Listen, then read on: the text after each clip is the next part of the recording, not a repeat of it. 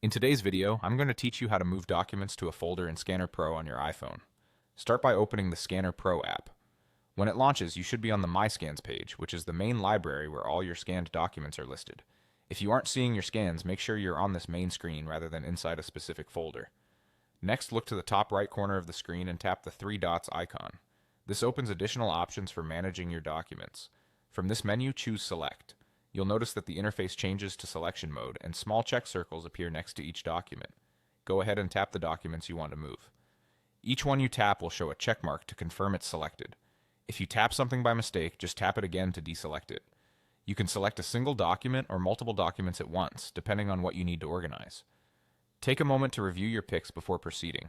Once you've selected the documents, look at the bottom of the screen and tap Move.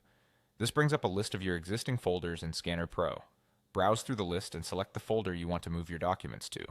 If you have a lot of folders, scroll to find the correct one.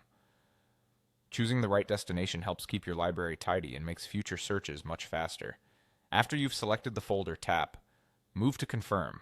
This final confirmation applies your change and moves the selected documents into the folder you chose.